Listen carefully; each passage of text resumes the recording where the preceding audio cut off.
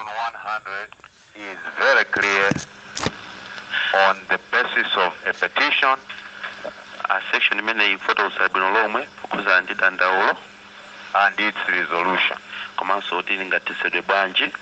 My lady, my lords, I'd like to draw your attention to the fact that the decisions in Loveness Gondwe, kumpando ndifati bano litswepo kuti achigamu Harem Kandawire, Harem Kandawire, komanso Kandawire in the Supreme Court of Appeal, kubwalo likulu la malamulo dziko lino, the Supreme Court, and also Honi versus Vua Kaunda, komanso mlandu umenewu, and Kamuzu Water Chiwambo in the High Court, komanso Kamuzu Chiwambo wa High Court, are in fact either paying Kaliam at best or outright incorrect, to the extent that they make the nexus between Section 100 and Section 114 of the PPA. milandu imeneyi kufotokozera bwino lomwe pa kusiyanitsa Section 100 komanso Section 114 ya malamulo amene ya PPA. When you look at Section 100 and a petition taken out under that provision, there is no basis at all for making that connection. Potengera gawo limene 100 komanso ndikuona madandaulo amene abwerawo palibe mfundo iliyonse imene ingatsatiridwe. I would also like to draw your attention, my lady, my lords, to the Namasasu decision. Komanso ndifuna kuti bwalo lilithe kuwunikako chigamulo chimene chinaperekedwa pa mlandu wa Namasasu, and submit that in recent memory, this is the only Malawian case authority that correctly determines an election petition on the basis as it should on 100. ifotokozera kuti ndi chigamulo chokhacho chimene chikutsatiridwa chakumalo kuno chimene chinalondola potesa nkhani imene ya chilondolo cha chisankho chimene chinatsatira gawo 100. Very quickly to respond to the Attorney General, Namasasu is in fact no authority for any consideration of monitors as he was suggesting to the court.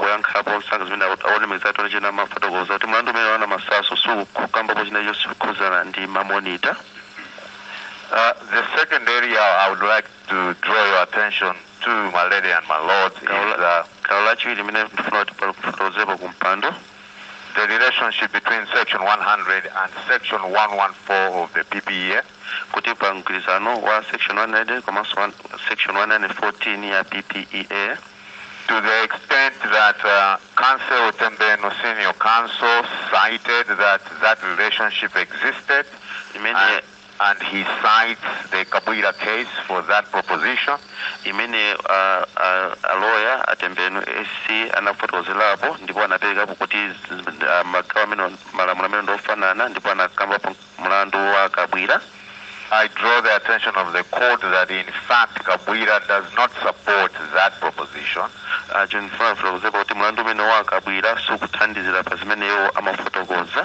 if I may very quickly comment, my lady and my lords, that the Honorable Justice Kenyatta Nyirenda in that case in fact cites the wrong version of Section 100 of the PPA. Section 100 to the extent that that decision was made on 13 June 2019, the court in that case should have been aware of the Law Revision Order number 1 of 2018,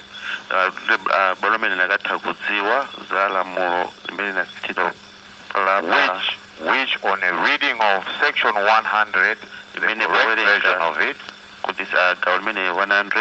allows complaints against parliamentary elections.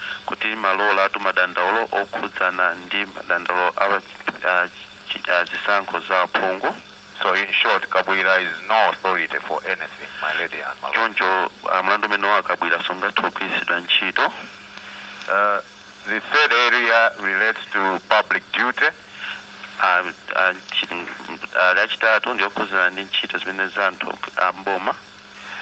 The honors to account or audit the discharge of a public duty ntchito yoti munthu aonetsere kuti ntchito yake anagwira bwanji ngati wogwira ntchito waboma has always remained on a public duty bearer. Imakhala kwa amene akuyenera kuti agwire ntchito imeneyo. This is a basic administrative law principle, my lady and my lord. Iyi ndi mfundo yokuzana ndi malamulo. And in relation to election matters, the point is buttressed in the Namasasu case. Abukuzana ndi nkhani yokuzana ndi zotsutsana pa zachisankho ankhani yake kufuloza bwino lomwe pa mlandu wa Namasasu. So, for example, if indeed we are to believe that reserves were printed out in Dubai,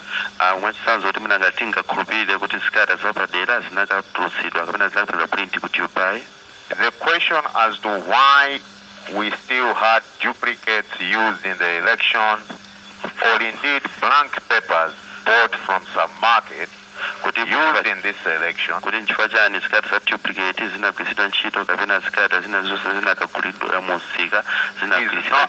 is not to be answered by the petitioner. It is to be answered by the second respondent as a constitutionally and statutorily mandated public institution to manage elections in this country.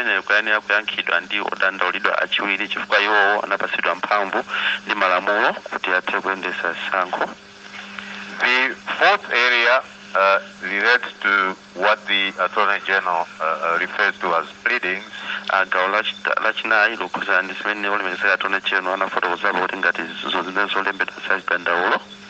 But I think more specifically under the Civil Procedure Rules of 2017, maybe we should refer to them as statements of case.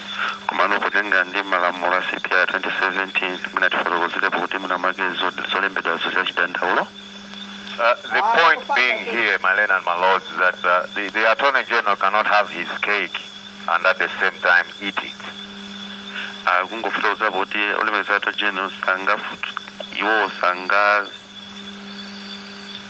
He cannot have it both ways.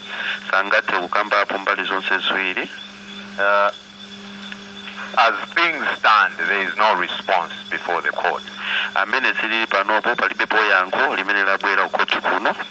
make the point because when you go to page 62 of the court record,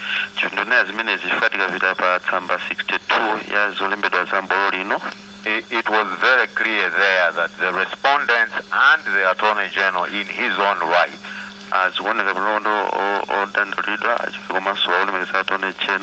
were to file and save responses by a particular date, and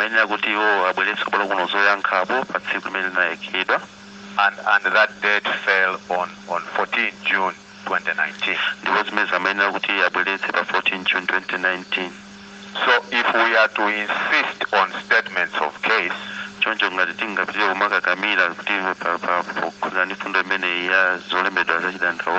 then we find ourselves with a situation where this proceeding will have to be determined on the basis of the two petitions alone.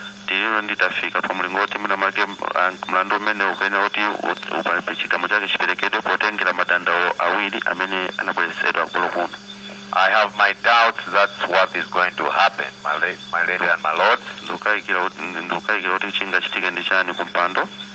I'm pretty sure there will be no prizes for guessing that Order 1, Rule 5 will be invoked.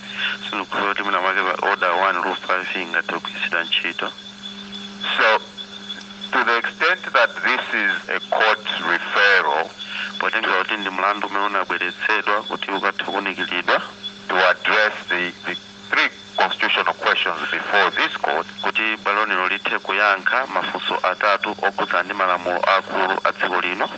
the remit of the issues to be considered by this court is much broader than the Attorney General wants to suggest.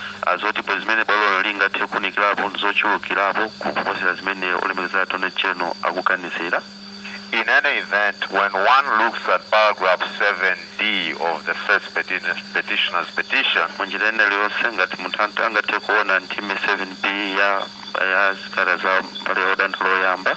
7D is actually, in my view, the gist of this proceeding. It is about the tampering of the election material that we have dealt with in this proceeding.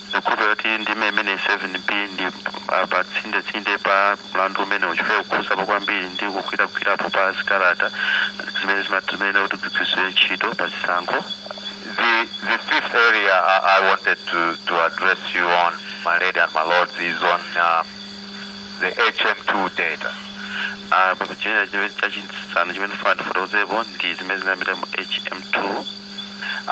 did state yesterday, and I will state it again, the HM2 data belongs to MEC's own witness.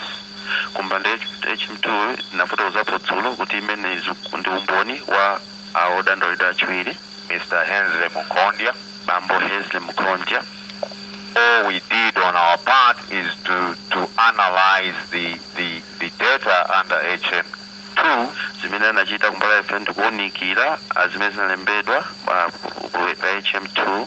and used it in the cross-examination of Mr. Mukondia. In the court record at pages 5104 that's number 5104 to 5110 5110 will show the exchange between counsel Soko and the witness, Mr. Mukondia.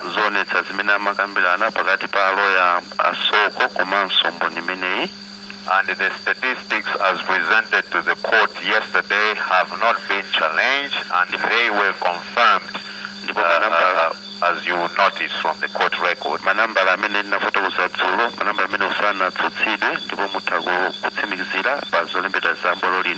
By the witness himself.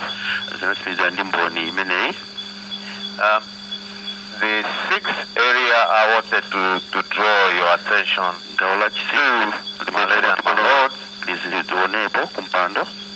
is on burden of proof and the importance of taking into account credibility. And I recall in my submission, during my submission, my lady Justice Kamanga did ask as to whether credibility or integrity only applies in instances of quantitative analysis and not qualitative analysis.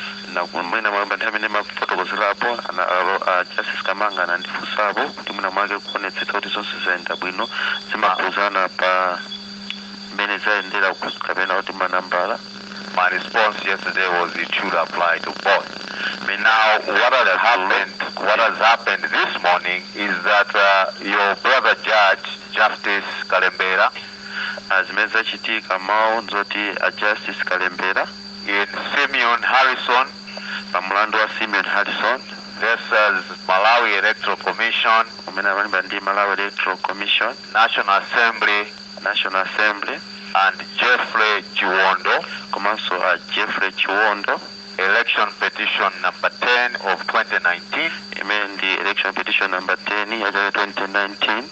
As I said, delivered today, 20 December 2019. 20 December 2019. The Honorable Judge takes into account credibility of an election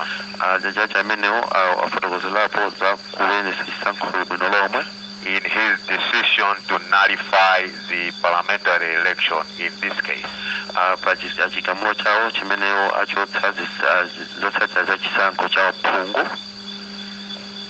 The next area I thought I should respond to, my lady and my lords, is in relation to prescribed forms. In this case, it is Form 6.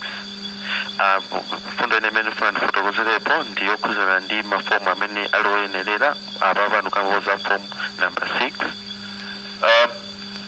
There were I could have misunderstood them, but there were aspersions from counsel for the respondents.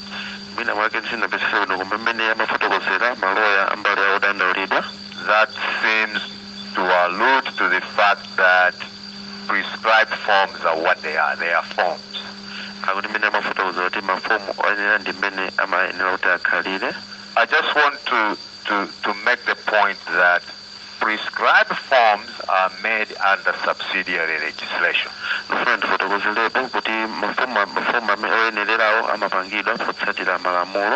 On that account, prescribed forms are law.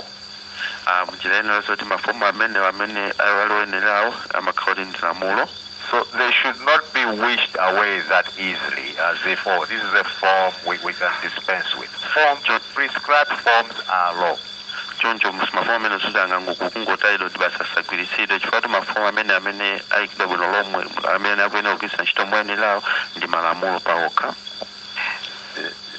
The argument was made, I think, more especially on behalf of the first respondent, that Form 6 was split.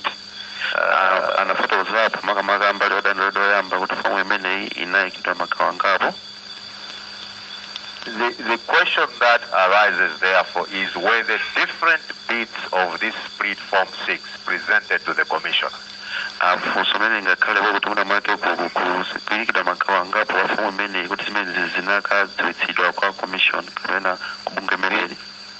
The evidence before this court is that only Form 66Cs were presented to the commissioners for the determination of the national result.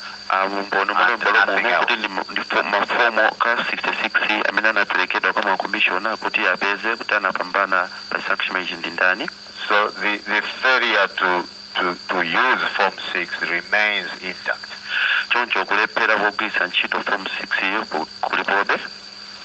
The Attorney General persists in his understanding of valid vote count.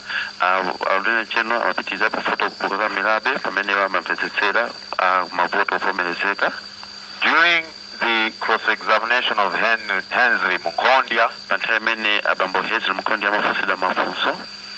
he underwent an exercise where he was asked to compare the data on a computer-generated result tally sheet and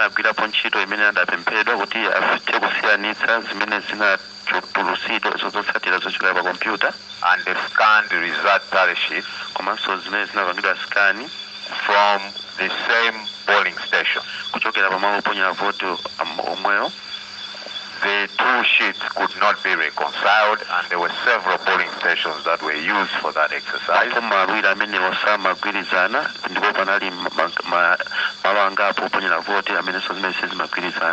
And indeed, during the evidence of Miriam Gwaridi, she demonstrated how flawed the argument, the Attorney General's argument on valid vote count is. By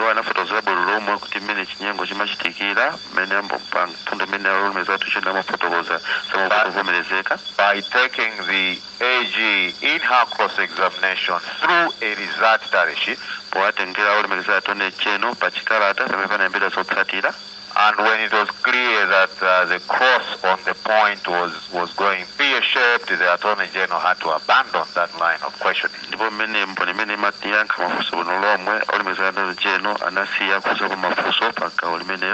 The next area I thought I should say something on is on remedies.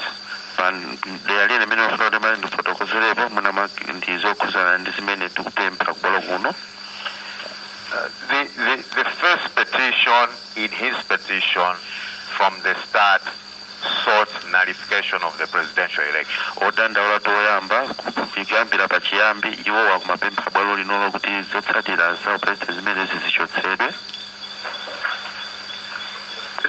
I don't recall either ourselves or the first respondent submitting on remedies. So I wonder if that can come in a response on a matter that hasn't been raised in submission. Thank you. Dr. Silungwe, you heard the objection. What will be your reaction?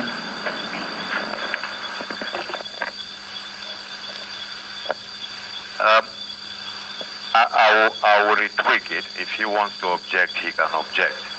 Yes, but for now, if you present it in a different fashion, that doesn't invite an objection, it will make us, it will save us better. I will present it in a different format.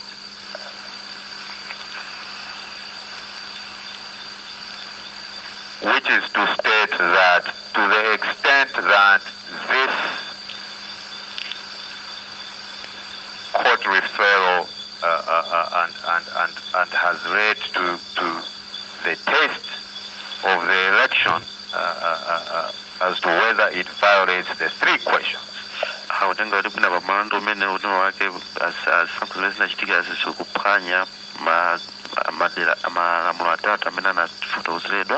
The major consideration will be, has there been an undue return or undue election on the basis of irregularity or other cause,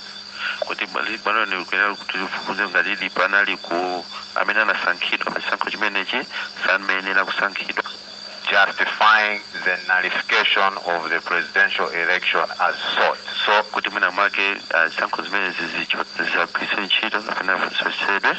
the remedy of nullification must be understood in that box.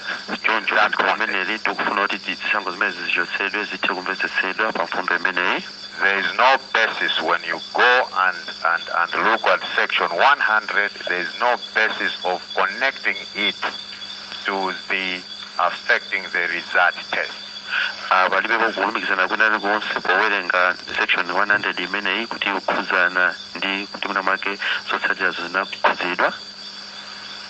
So in the end, my Lady Justice Kamanga and my Lord Justice Potani, Madisi, Tembo, and Professor Kapindu, the respondents are asking you to uphold an irregular election that flouts the Constitution.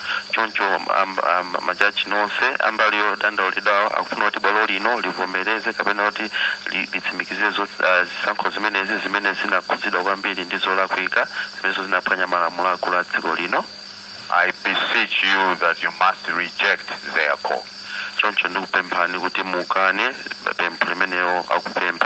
I thank you, my Lady and my Lord. Do you want to say anything on the issue of courts?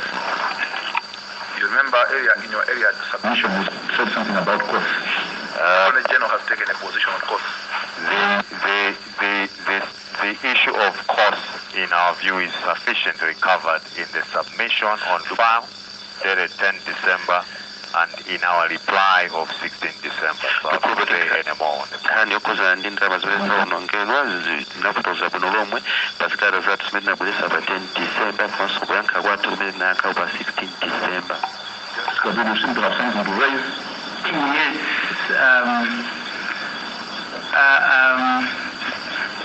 yesterday, Dr. Silungwe, on a lighter note, referred to the pugilism, the verbal pugilism between the parties in the case. Yesterday, you raised the issue of consolidation. You took a particular position, and you heard the position that was assumed by senior counsel for the second petitioner, which is diametrically opposed to your position. On that point, so I have 2 points. Would you want to have a last word on that issue? And number two, if again as a final word you could say something about the persistent issue of the absence of monitors.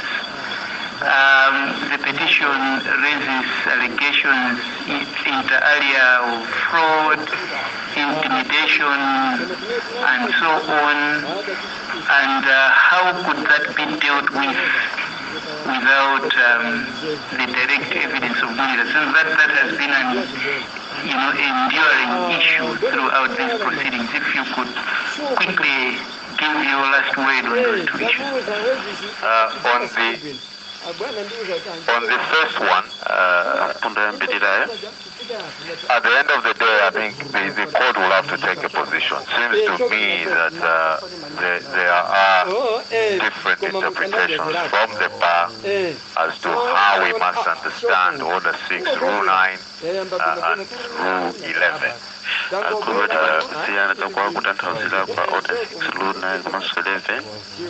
My view is that in the case of ordinary proceedings, the views expressed maybe carry weight. I took the position I took yesterday because this is a constitutional reference.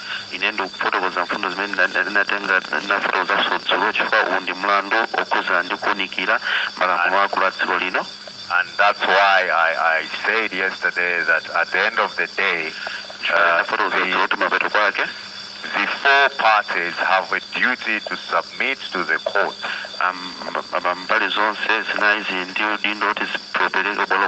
By way of assisting the court in answering, in determining the three constitutional questions.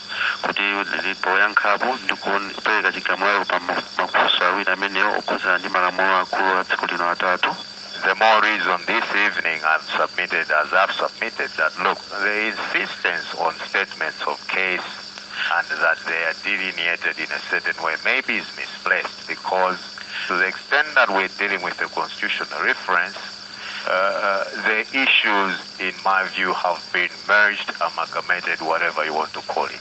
So to insist that it is two petitions and so on and so forth maybe misses the point that we are being asked to assist the courts to determine questions under the Constitution. So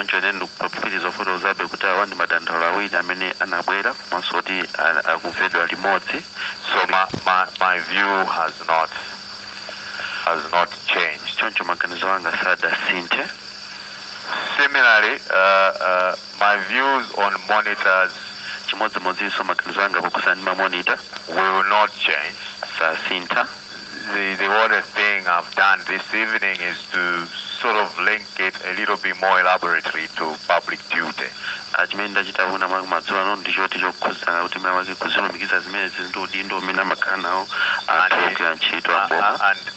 in Namasasu, to the best they could, I think they state the position as it should be stated.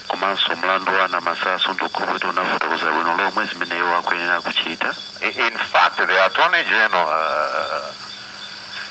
made the point as it should be made today when he said, look, when you establish a prima facie case,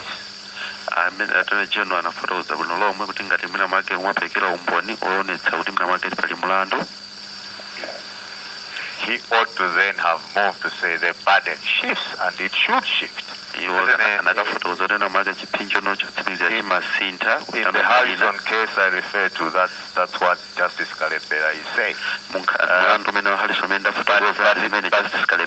tongue in cheek, the Attorney General said, but they haven't even proved the prima facie case. Well, that's for the court to determine.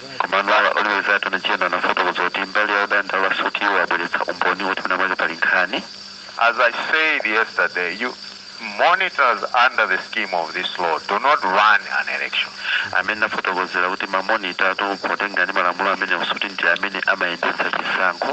In fact, by the time you get to Section 93 of the PVA, monitors are almost a by-the-way component to the election process.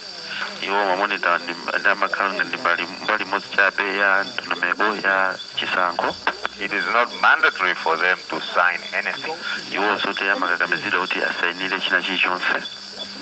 So the public duty jurisprudence, in my view, remains, and it should remain. And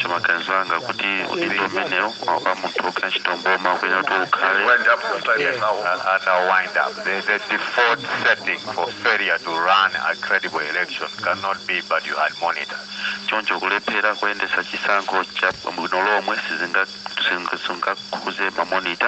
Let me stop there, my lady. Thank you very much. Senior counsel. Senior counsel.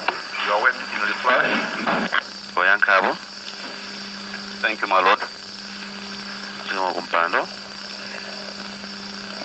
I should draw the court's attention to the content of the petition.